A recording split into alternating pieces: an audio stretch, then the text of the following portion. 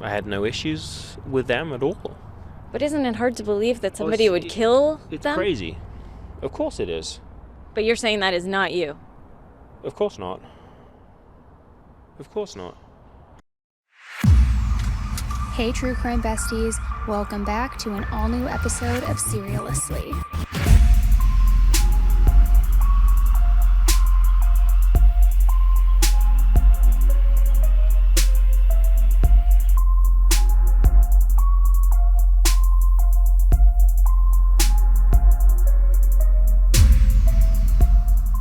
Hey everybody, welcome back to an all-new episode of SERIALously with me, Annie Elise. Today's case is a wild one, okay? This one has been literal, several months in the making.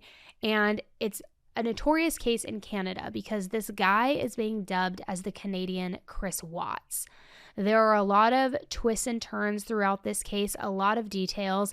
I also want to just kind of put out a trigger warning ahead of time. It is definitely not an easy case to hear, but I'm going to break down everything for you from start to finish. So let's jump right in. In Calgary, Canada, on June 24th, 2017, Jasmine Lovett and Robbie Sanderson welcomed their first child into the world, a daughter named Aliyah Sanderson. Aliyah was born early in the morning, and she was a very, very tiny baby, but she quickly became her parents' entire world. I mean, that's how it always happens, right? You have this baby, and your whole world just shifts, and nothing else matters but this little baby. Now, Jasmine and Robbie, they weren't married at the time, and they were both also pretty young when Aliyah was born. I'm not sure Robbie's exact age, but Jasmine was in her early 20s. She was around 23 years old, and she was absolutely a beautiful guy. She had this long, dark hair, dark eyes, full lips, a perfect little button nose with a bunch of freckles on her face. I mean, just truly stunning. Now, being a new parent is, of course, really difficult, no matter what age you are, 100%. But it was even tougher for them once they started having some issues in their relationship in addition to being newborn parents. So Robbie began coming home later and later, leaving Jasmine all alone. Then he began coming home drunk, or maybe sometimes even high. And then that escalated, and he began becoming aggressive. I'm not sure of the exact date of this incident, but one day Robbie came home and was aggressively asking Jasmine for money. Now, she refused because she didn't know what he was planning to use this money for, and she was quite frankly worried, but Robbie would not take no for an answer. He was adamant he needed this money. So Jasmine, who was now worried about her safety and the safety of her young daughter, told him she would give him that money, but she needed to go upstairs, she needed to get her purse, and then she would bring it back down to him. But instead, she locked herself in the bathroom and she called the police. Now, somehow, Robbie found out what she was doing, and he completely lost his mind. He kicked down the bathroom door, he grabbed the phone out of her hands, and was just completely irate. Thankfully, though, he didn't attack Jasmine, and pretty soon after he got the door down, he left the house entirely. But when the police arrived, he was absolutely nowhere to be found. And since Jasmine hadn't been harmed physically, they kind of told her that there wasn't really anything that they could do about what happened. Thankfully, though, even though they weren't able to do anything in that moment, Jasmine was able to obtain an emergency protection order. However, the protection order ended up being revoked 13 days later. This was after Jasmine and Robbie said that they were able to come to an agreement. They resolved their situation. They got over their differences. They came to this mutual agreement. They no longer needed this order. A lot of the information surrounding this situation is still very vague, but we do know that Jasmine and Robbie ended up splitting up. And when they did, Jasmine received custody of Aliyah. So after this, it kind of seems like Robbie and Jasmine were able to maintain, an amicable relationship, co-parenting, and trying to make things just pleasant and peaceful.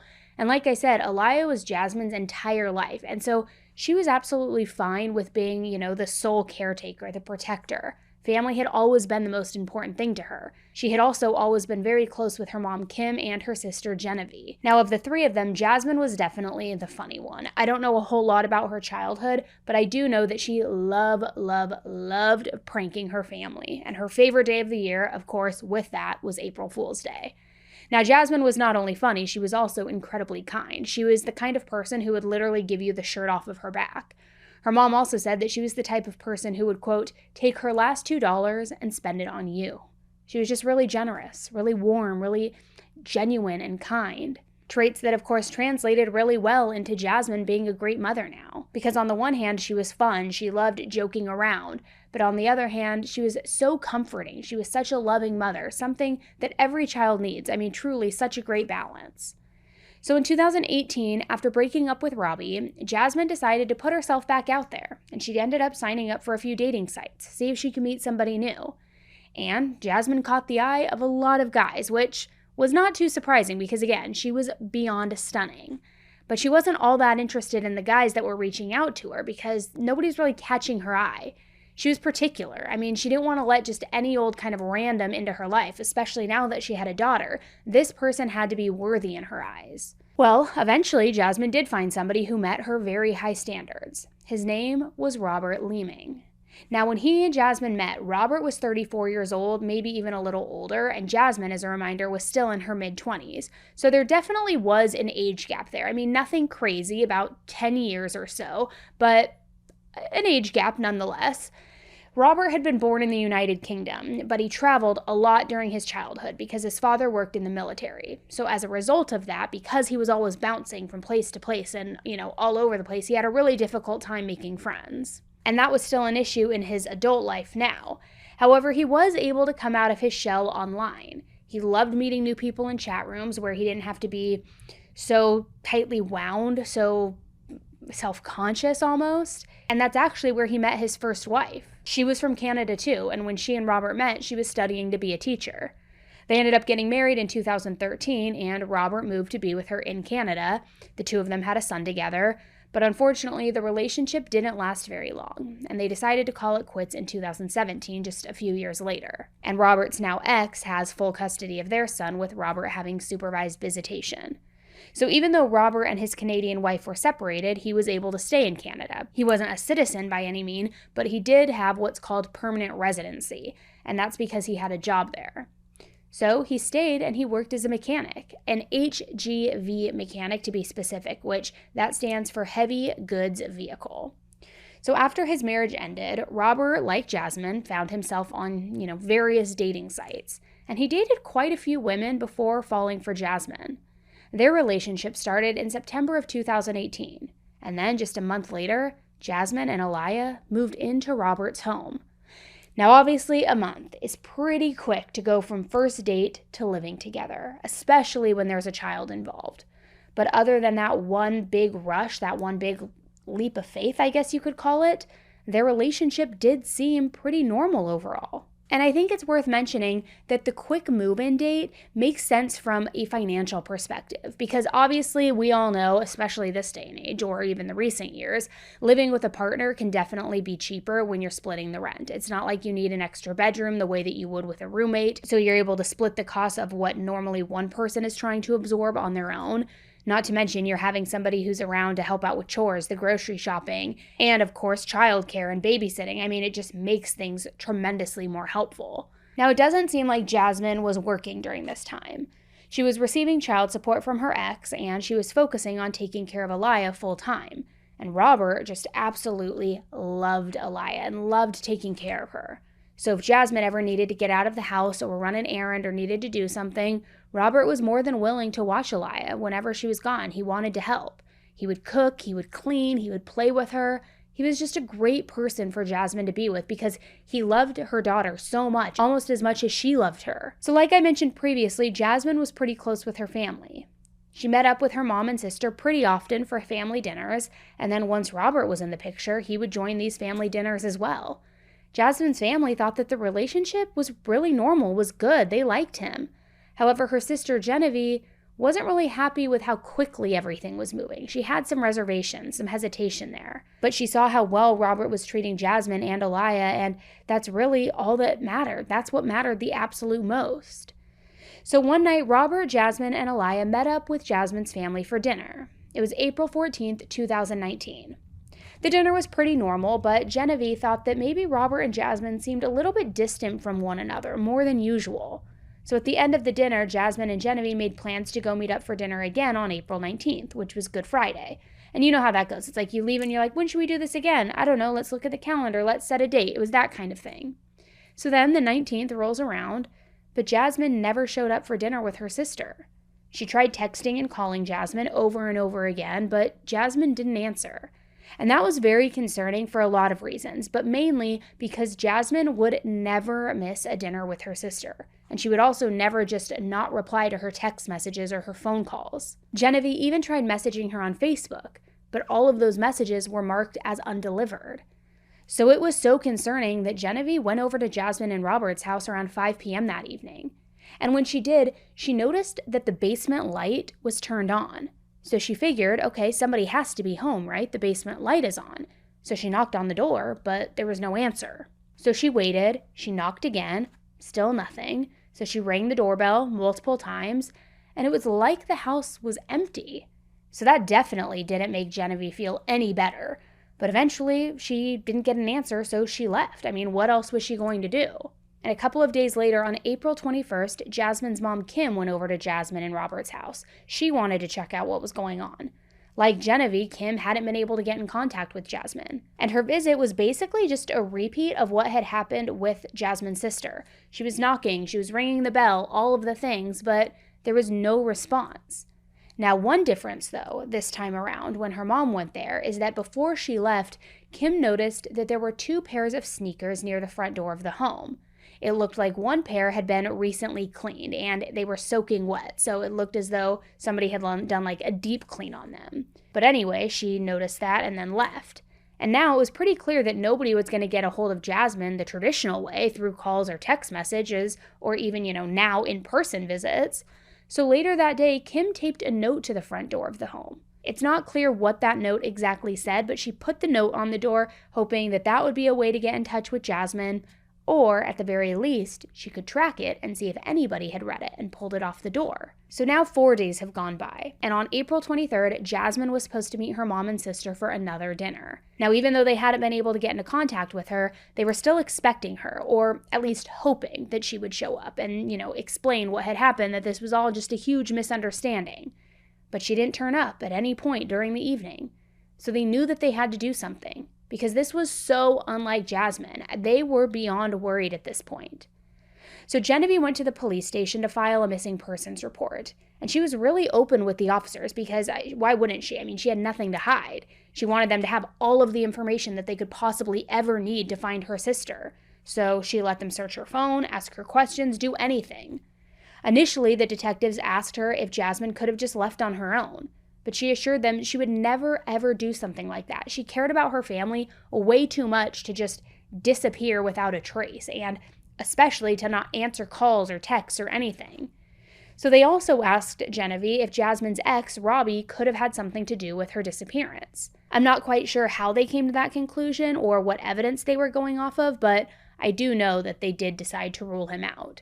So Genevieve told the officers that things had been a little bit weird between Jasmine and her current partner, Robert. She had mentioned how she appreciated how loving Robert was toward Jasmine, her daughter, but that their relationship had gotten a little bit weird and kind of seemed a little bit strained. And I mentioned before how Genevieve thought that it kind of seemed off at the last family dinner that they all had, where the tension was there or the vibes just weren't quite right. There was almost like a little bit of distance between them. But as it turned out, that wasn't all that was going on. And Genevieve knew a lot more about things that had gone down in the past few months. A lot more. See, in December of 2018, Jasmine had texted her sister and told her that she and Robert were not in a good place. They had actually broken up, but she said they had made the decision that they were going to continue to live together as roommates. Which, weird, but okay. I get that it's not easy to find a place and move out with no warning, especially when there's a toddler involved, but I can't imagine that that would be comfortable. But then, a few weeks later, Jasmine told Genevieve they got back together. They worked out their issues. Jasmine also told Genevieve that she had gotten pregnant. And not only that, but she terminated the pregnancy. It's not entirely clear to me where that part fits into the timeline, if it was part of the reason they broke up or maybe got back together or a separate issue entirely. But obviously, it was information that was worth sharing with the police now. Maybe it would lead them somewhere. So a couple of months after that conversation, Jasmine told her sister that she was really stressed about money. Robbie had given up all of his rights as far as Aliyah was concerned, and that meant he didn't have to pay child support anymore. And it now meant instead that Jasmine needed to find a job and she needed to start supporting both of them. Which has actually kind of worked out well because, in fact, she told her sister that she was sick of being home all the time. She was ready to be around other adults, be productive, and get into working society and, talk to other adults, things like that. She even felt jealous whenever Robert got to leave the house every day to go to work.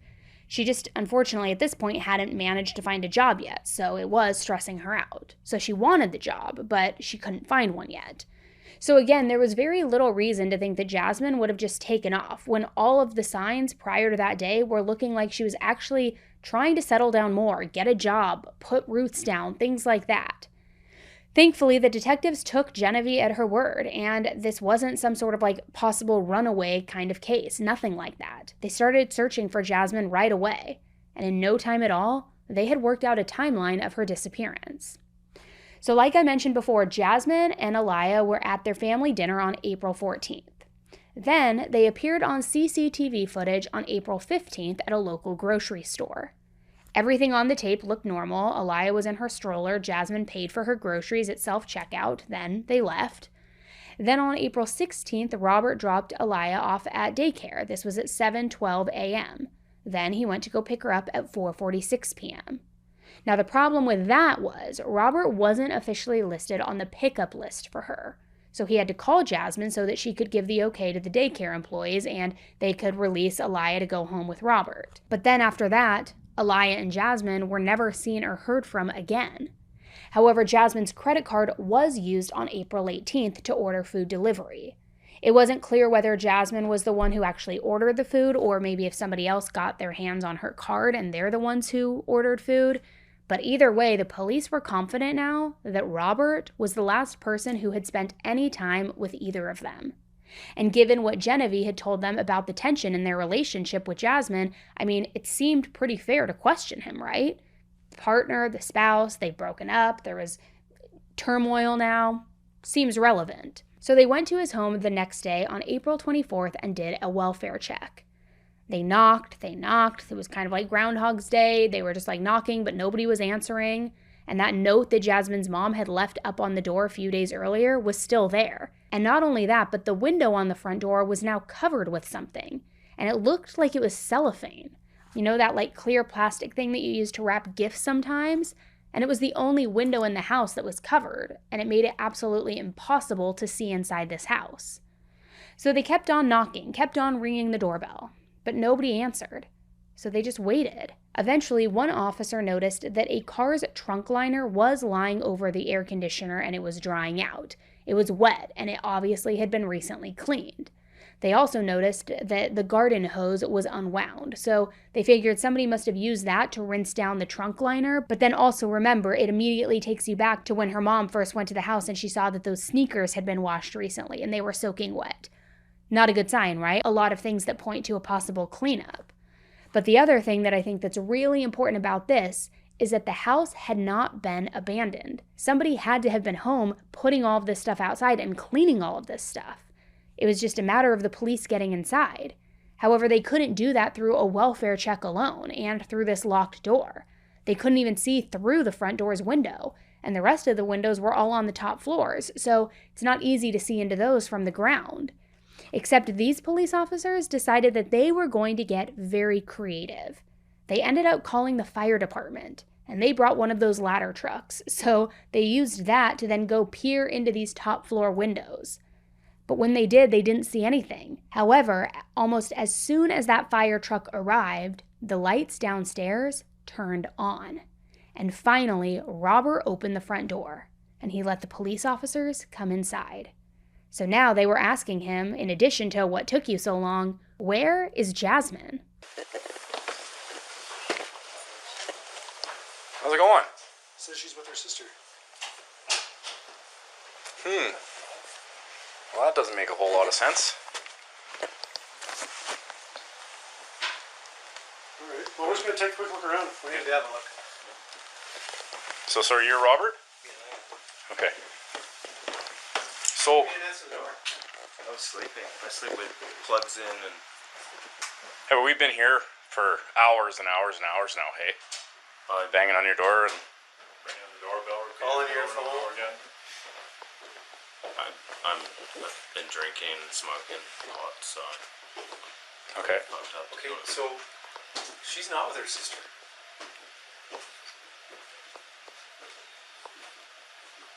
What do you mean? Well, that's the reason that we're here, Why do you think we're here? is that the family's calling us saying we haven't heard from our daughter and our sister. Yeah, it makes sense. Okay, that makes sense? Yeah, Okay, why does that make sense? because I haven't heard from her either. Okay.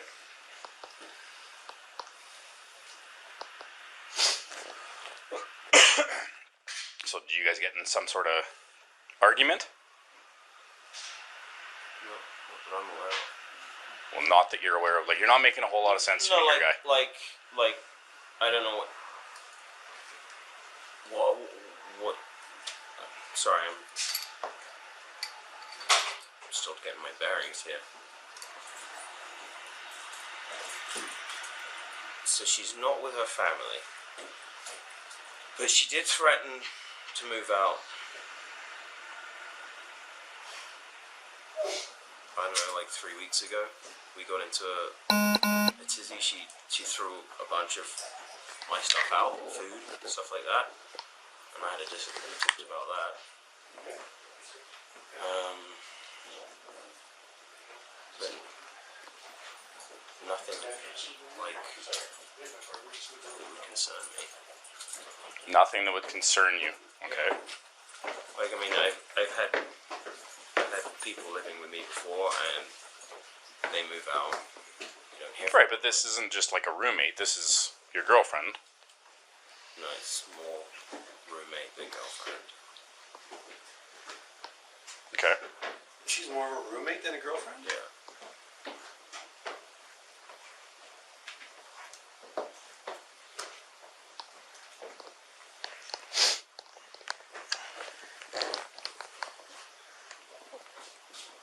Okay, so the last time that you saw Jasmine was when? Thursday. Okay. And at that time, you guys were A-okay or fighting, or what was the status? I would say in the air, judging by what obviously has gone down with hers, and she's not here, and we're looking for her, so.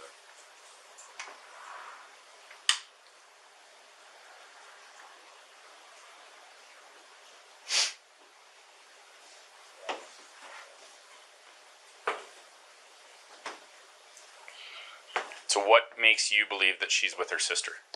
She told me that she was going to go and spend Easter with them on Tuesday. I was talking about it because I don't have my son, so, you know, it's kind of depressed about that. And just, you know, a lot of drinking a lot over the weekend, because I've probably been on my own, right? Okay. Does she have a car? I don't know. No, she doesn't have a license as far as I'm aware. That's from mom. We got a phone number for the sister. No, I'll have to phone Mom and start digging, but that doesn't jive. What's the saran wrap for? No. Just privacy. Huh? Privacy. Did you see the note on the door? I do now.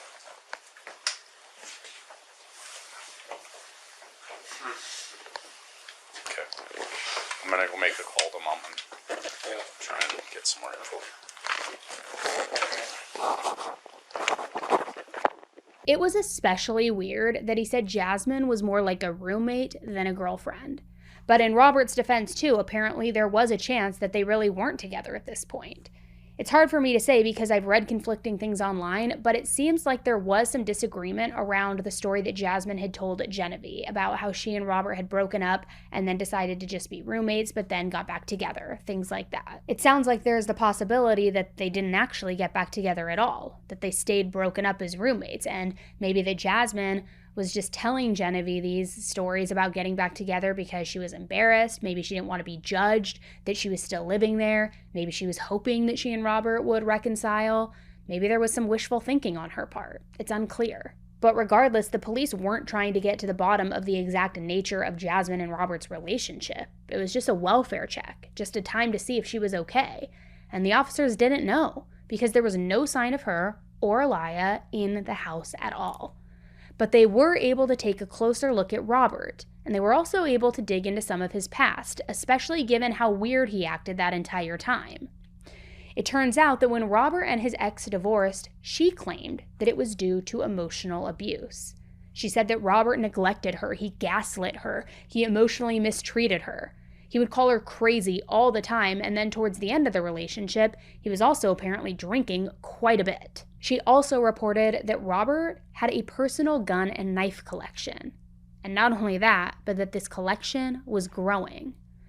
So the amount of guns that he was buying, combined with his excessive drinking and his anger issues, it had her pretty worried for her safety and also for her son's safety, which I would say that's for good reason. The police also discovered that Robert's ex had reported him for animal abuse. Robert had taken the dog that they owned together, brought him to a park, and then tied him to a tree without any food or any water.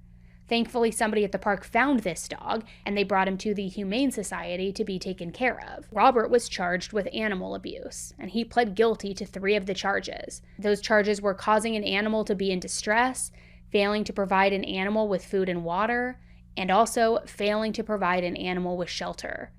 Now, he didn't go to jail over this, but he did have to pay a fine of $5,000, and he was also banned from owning animals for 10 years, which I didn't even know that was a thing. I get that, Michael Vick, all of that stuff, but, I didn't know that you could be charged for not giving an animal food and water. It makes sense now that I think about it, but I guess I've just never really heard any instances like that. But in any event, I've never heard that you would be banned from owning animals, because how would you exactly track that? I don't know. So during the divorce hearings, his ex also brought up some very bizarre internet searches that she found on his phone. One was about chaining a dog to a tree and leaving him there. But another search was about a mother and a child dying in a house fire. So obviously that left her feeling very scared, because if Robert had searched the dog thing and then went through with it, what was to stop him from trying to go through with this next search and hurt her and her son by setting the house on fire or doing something similar? So now, given all of this new information and just how weird Robert had been acting, the police decided to return to Robert's home on April 25th. And this time, they arrested him in connection with Jasmine and Aliyah's disappearances. And then they brought him into the station for a formal interrogation. The human body really is amazing. It can repair, rebuild, and adapt in ways that still blow our minds, even now in 2025. But as you get older, those natural processes do slow down. And let's be real, if you're like me, we start to feel it. That's why I've been using Ancient Nutrition's Multi-Collagen Advanced Lean, and I've genuinely noticed a difference. Ancient Nutrition combines the best of the ancient wisdom and modern science to create high-quality supplements that actually work. Their Multi-Collagen Advanced Lean has 10 types of collagen from 10 different real food-based sources. It's clinically proven to support healthy weight management, help build lean muscle, and reduce joint discomfort. Plus, it has been a game changer for my skin, my hair, my nails. I swear, my hair looks shinier and my nails haven't been this strong in forever. So it's also so easy to add to your day. I just mix it into my morning routine with my tea and it blends in perfectly. There's no clumps, no weird taste. It's just delicious and convenient. And right now, Ancient Nutrition is offering 25% off your first order when you go to ancientnutrition.com/AE. That's ancientnutrition.com/AE for 25% off your first order. Definitely don't miss out. Take care of your body and feel your best with Ancient Nutrition.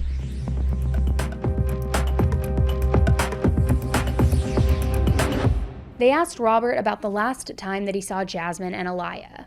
He said that on April 17th, they all went on a picnic near Bragg Creek, which is about 30 minutes from Robert's home. Then afterward, they went back to the house. Jasmine sat on the couch in the living room, was watching some TV while Robert apparently was getting ready for a date because, again, remember, he said that he and Jasmine were just roommates at this point. In fact, according to Robert, he had been seeing a different woman for quite a while now. So he said before he left for his date, everything with Jasmine seemed fine. But then she and Aliyah were gone when he got home later that evening. The investigators were really surprised, though, to hear that Robert was dating other women. Again, they had heard from Jasmine's family that Robert and Jasmine were a couple, and a fairly serious one at that. So they contacted the woman that Robert said he went on a date with that night, which we will just call her KJ, and she confirmed that she was with Robert that night. So the police asked her some follow-up questions, and KJ said that she and Robert met online in February of 2019. So we're talking about 5 months or so after Jasmine and Aliyah moved in with Robert. They went on some dates, and he occasionally stayed over at KJ's house, so it wasn't like he was trying to hide the relationship. Except KJ told the police that she had never been to Robert's house. And when she would ask him why she couldn't come to his place, he always said that his room was messy and that he had a roommate. And he apparently told KJ that the only way that they could ever sleep over at his house was if they slept in his car in the garage. And he also described Jasmine as his tenant to KJ, not his girlfriend. Now, to my mind, that's actually a point in favor of the idea that Jasmine and Robert were still together, because he probably didn't want to get caught cheating. So, of course, that's the reason he refused to let KJ come over, right? Now, I don't know if the officers were picking up on what I'm picking up when I first heard this, but I do know that even with this, they didn't think that they could prove that he had anything to do with Jasmine and Aliyah's disappearance. They were still suspicious, but they couldn't hold him for much longer. So Robert was released. However, his car and his cell phone were seized. They also got a search warrant for his townhouse and told him that he couldn't go home until they were done going through everything. So they conducted their search over the next couple of days. They also looked at his cell phone data.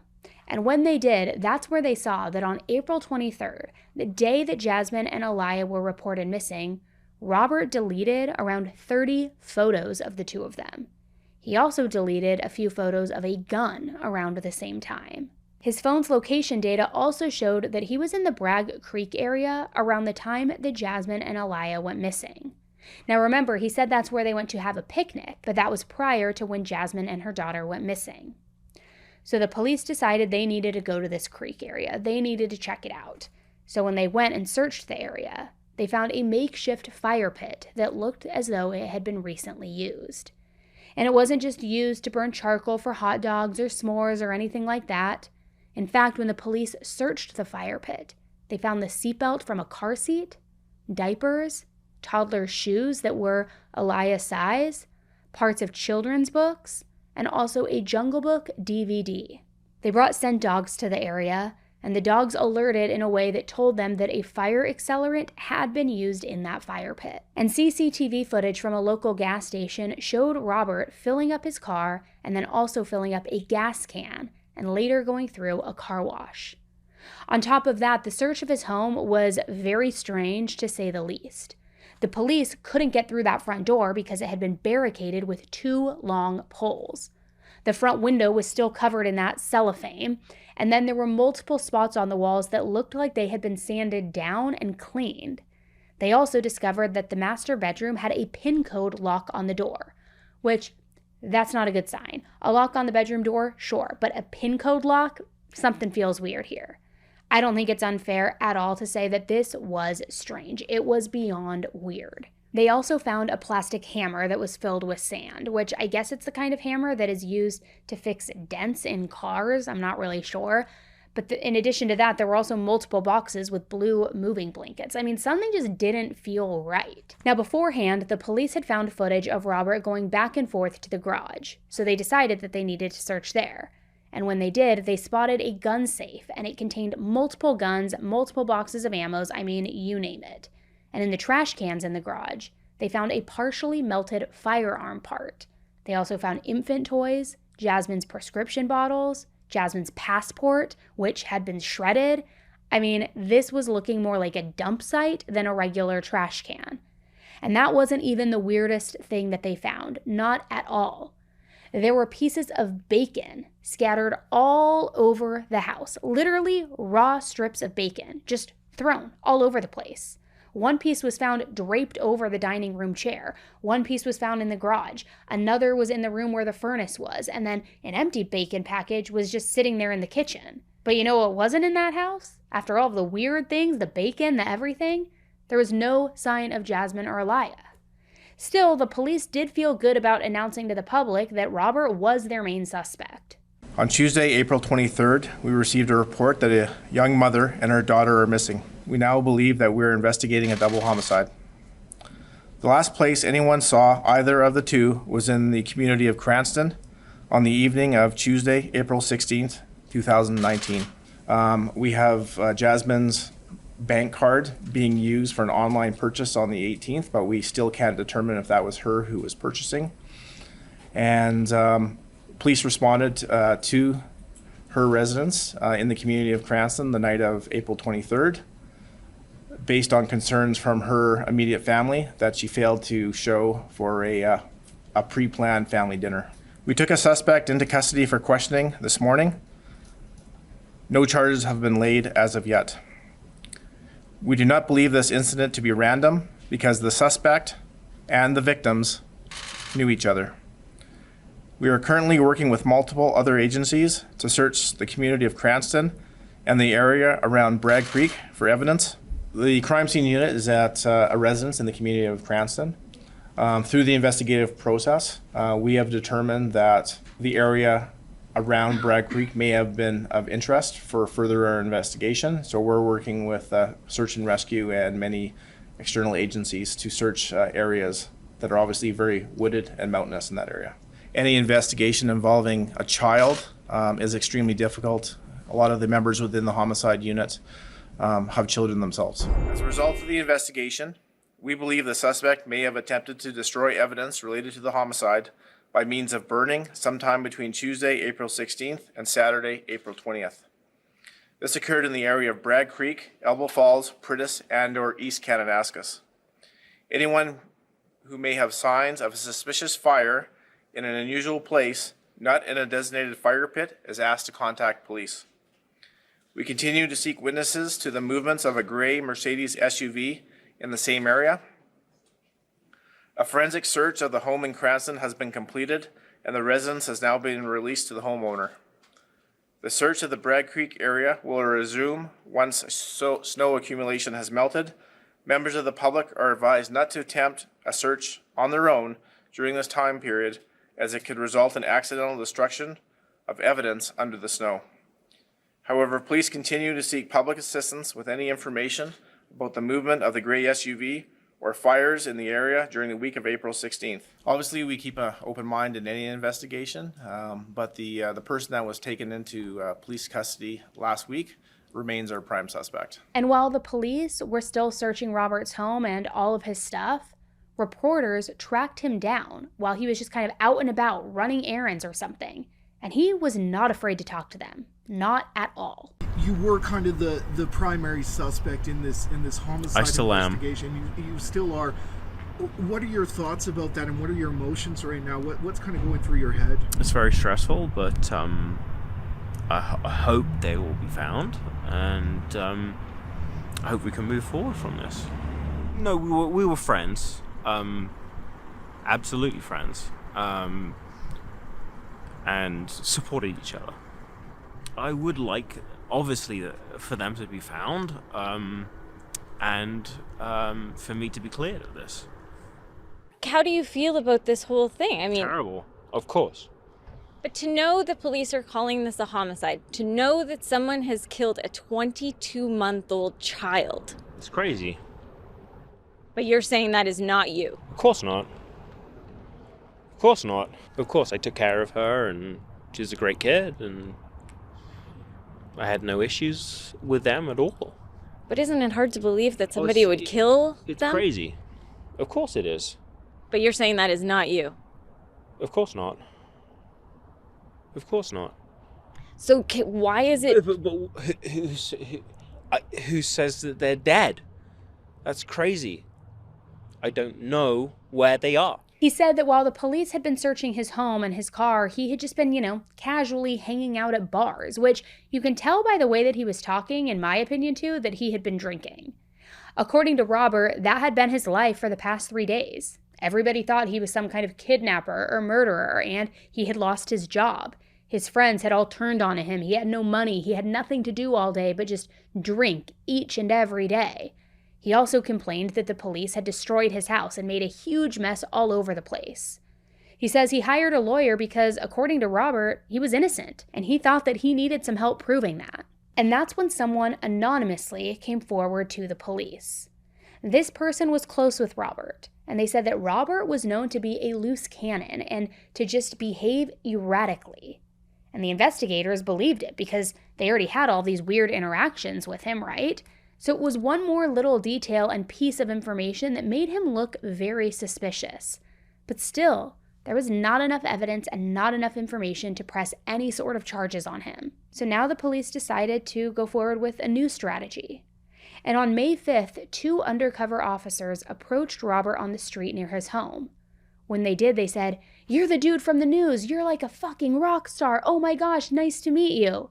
And Robert replied with, "Hardly. There's nothing good about my effing life right now, I'll tell you that much."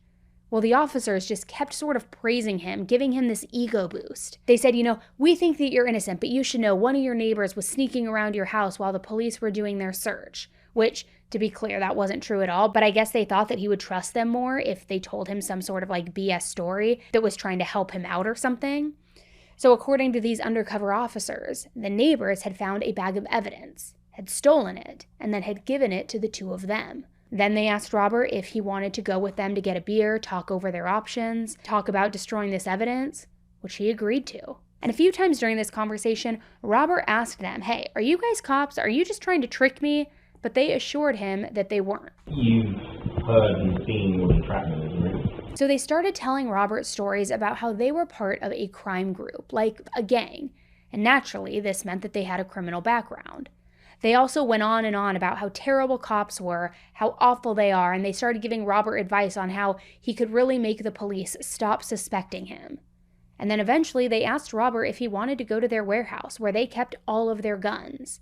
And it was kind of made out to be like this warehouse was like their secret hideout of sorts.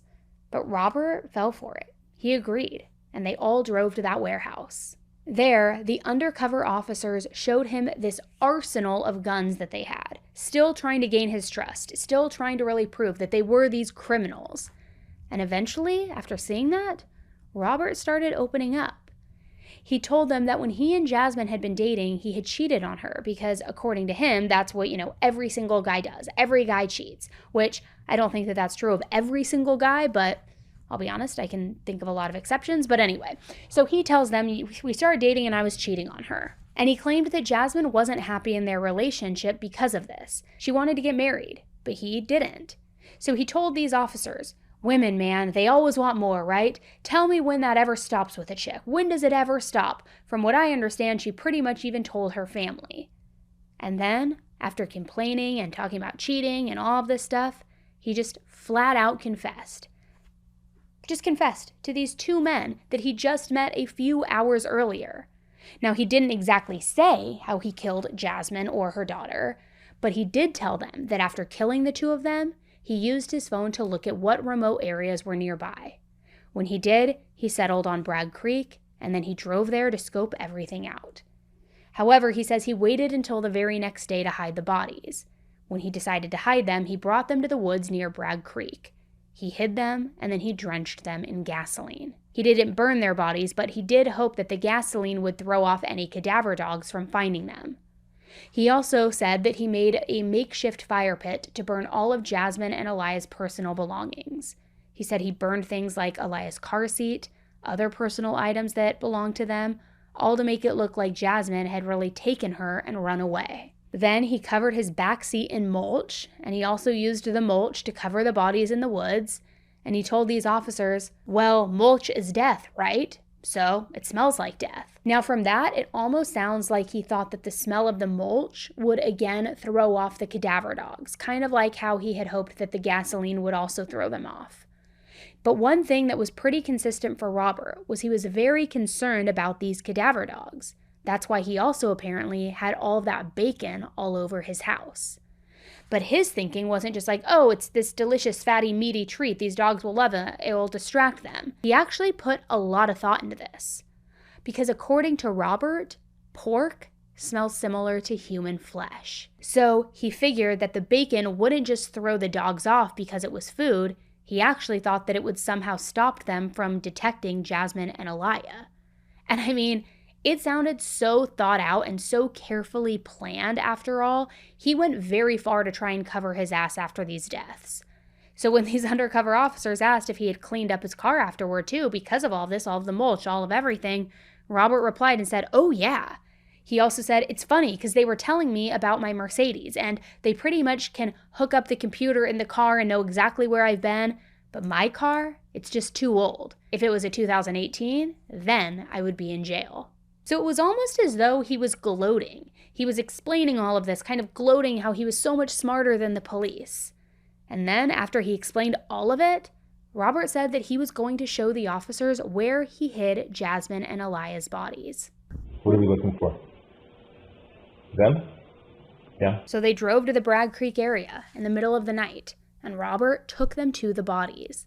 It wasn't too far from where that weird fire pit was, and both of the bodies were wrapped in those same blue moving blankets, and they were buried underneath the dirt, sticks, and mulch, which it's so interesting to me that he was so wanting to brag and boast about what he had done. So much so, not only that he just admitted to these strangers, essentially, what he had done, but let me show you my handiwork, which we know killers love to revel in the crime, and they often return to the scene of the crime, or they keep trophies and things like that. But to bring somebody else there who's literally a stranger, that's how proud he was, which is really unnerving. Obviously, all of this information was enough for the police to immediately arrest Robert. The Calgary Police Department also held a press conference, but they didn't immediately tell the public exactly who was arrested or that they had conducted this undercover investigation. Approximately 4 a.m. this morning, members of the CPS located the bodies of a woman and child in Kananaskis. On behalf of the entire police service, we would like to extend our heartfelt condolences to the Lovett and Sanderson families. Jasmine would have celebrated her 26th birthday last week, and this is truly a tragic loss. Earlier today, a man was taken into custody and charges of second-degree murder are currently pending. The suspect cannot be named by the police until charges are officially laid by the Justice of the Peace. This is expected to occur later today or early tomorrow morning.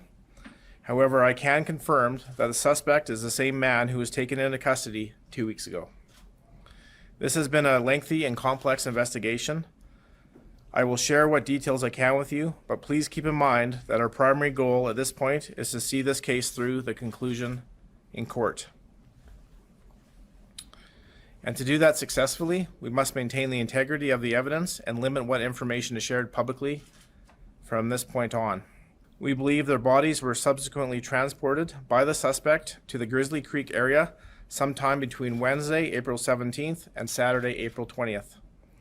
We believe the suspect and Jasmine were in a relationship, and this was a targeted attack motivated by domestic-related matters.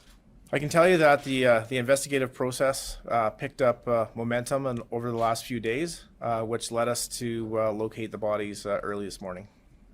Was there a lot of snow out there? What kind of conditions were the searchers having to deal with today? The area where the bodies were located did not have as much snow as the Bragg Creek area. Were officers working through the night then to discover at 4 a.m.? Yes. Had that been going on for a number of days prior? Or? I can tell you that officers have worked every day to bring this case to a successful conclusion. But searching through the night? I wouldn't say searching, but investigating. And through the investigative process, we were confident that bodies would have been located. Can you just clarify what you said, that you believe the suspect and Ms. Lovett were in a relationship? Yes. Can you just say what could have gone wrong? You said it was a domestic. Yeah, and I'll just leave it. It was a domestic relationship which deteriorated over a period of time. Why are police still outside the house? Obviously, we're still investigating, and it will be up to the investigative team to determine if further search warrants will be executed at the residence. Was the vehicle ever returned to the suspect? It's still in police custody, pending further warrants. Have tips from the public been helpful to you guys in this? We have received over 250 tips from the public, and obviously the tips have been combed through, and we encourage anyone with any information to call police. And is he the only suspect in the case?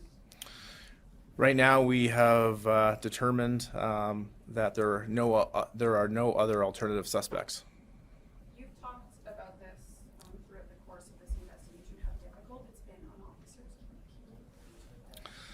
Well, obviously, I think I mentioned in the first press release that there are a lot of similarities in this case to other domestic homicides that our officers have investigated.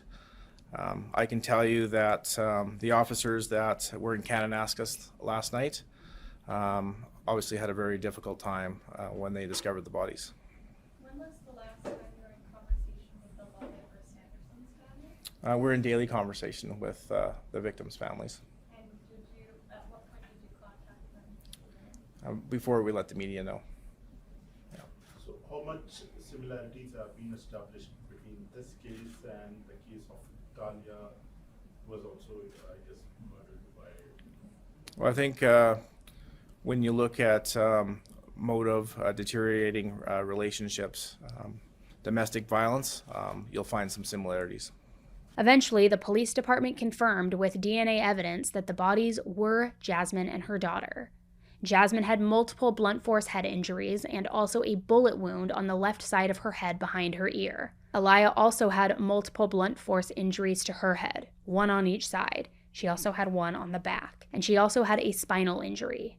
Both of their deaths were ruled as homicide. So that's why they felt good about going after him for murder charges, rather than something milder like manslaughter. And on May 7th, Robert was officially charged with 2 counts of second-degree murder. The prosecutors thought about trying to charge him with first-degree murder, but they didn't think that there was enough evidence to prove that Robert had premeditated these killings, so they wanted to just make sure that they would have a strong conviction. And his trial began in October of 2021. He actually pleaded guilty to Jasmine's murder, but he said he did not kill Aliyah. His defense team argued that on April 17th, Robert picked up Aliyah from daycare and brought her home. Jasmine was gone, so he played with Aliyah. She watched that TV show The Wiggles. They were all just hanging out. But at one point, she apparently wanted to go to the kitchen, which was upstairs.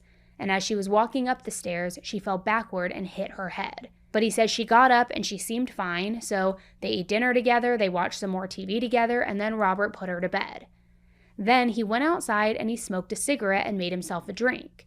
Jasmine came home soon after at around 7, and at 9 p.m. she went upstairs to check on Aliyah and she found that she wasn't breathing and she was unresponsive in her bed. And according to Robert, Jasmine became enraged. Hello, of course, she's a protective mother, so she started yelling at him. She started accusing him of killing Aliyah. But that made him angry. And he says he took that hammer and hit her on the head until she fell to the floor. Then he went and got a gun and he shot her to make sure that she was really dead. Then he grabbed a blue moving blanket from downstairs and wrapped Jasmine's body up in that blanket, and then he used a towel to clean up all of the blood.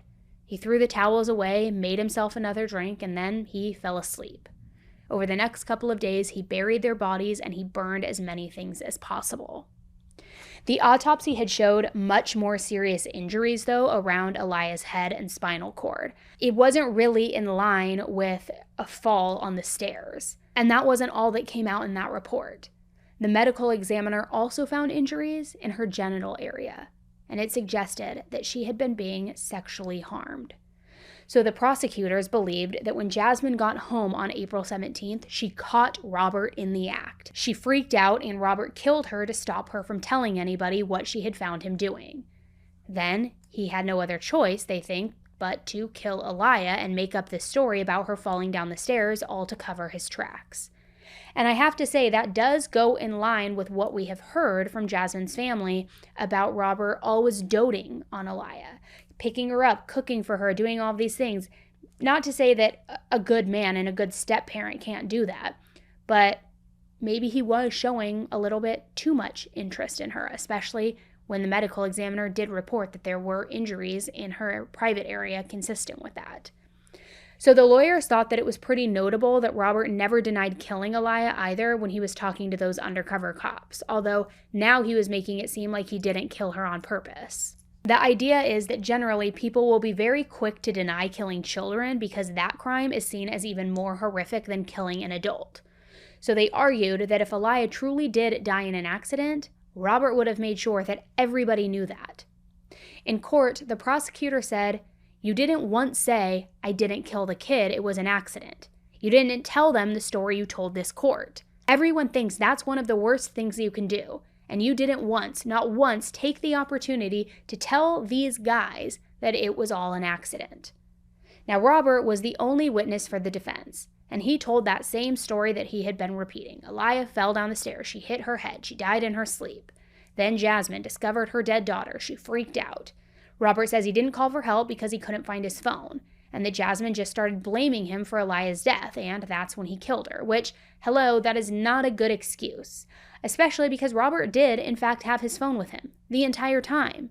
And the police knew what time he had killed Jasmine and Aliyah, and they also knew that he was texting his, side piece KJ right before then. So this wasn't even a good lie. Robert waived his right to a jury trial, so the judge ended up finding him guilty of second-degree murder for Aliyah. He said that Robert was not a credible witness, that he couldn't be trusted, and that he had no doubt that Robert had done this on purpose. Specifically, the judge said, her injuries were not accidental. He meant to cause Aliyah's death or meant to cause bodily harm to Aliyah, and that was likely what caused her death. So why would he not use his best efforts to find Aliyah help? Instead, he went downstairs, made himself a drink, and had a cigarette. Robert was given an automatic life sentence with a chance of parole in 22 years. Jasmine's family was satisfied with Robert's sentence, though, and her mom, Kim, said 22 years without eligibility for parole is really good. Obviously, 200 years is not going to bring them back, but we're pleased. We feel that justice has been served. Justice for Jasmine and justice for Aliyah. Very relieved. Very relieved. I think I held my breath the whole time. Yeah. I actually wanted to get up and hug the judge, but I know that would have looked super weird. So yeah. Obviously happy is not the best word, right? But pleased that we got justice and relieved that it's over. His actions and demeanor were nothing but disturbing. Yeah, at one point they thought he was falling asleep. Yeah. So we stopped for a little bit to wake him up. Oh, we can go back to healing and just getting on with our lives and not having to think about coming here and not have to worry about what the decision will be. Yeah. Yeah, that's exactly. A big relief. Yeah. In 2022, Robert appealed his conviction.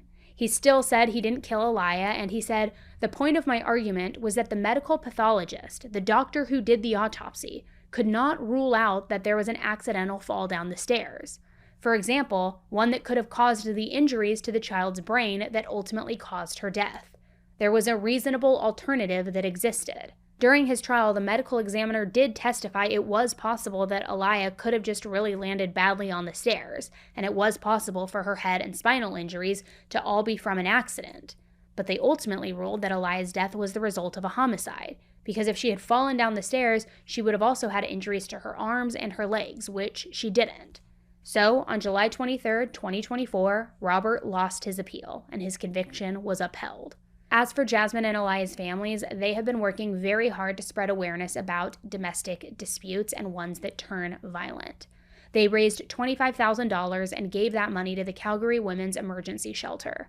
They also started a memorial scholarship in Jasmine's name through the charity Gems for Gems, a Calgary-based nonprofit that is committed to empowering women who survived domestic issues like these. And I'll just say, it always touches me when families and loved ones channel their grief and their anger into helping victims, future victims, whether it's a foundation, an organization, a donation, whatever it is, education, self-defense classes, whatever. To be able to harness all of that, trying to help other people, I think is just incredibly powerful. And I would imagine that that would also help you a little bit in the grieving process, knowing that they're not dying in vain and that their legacy will continue.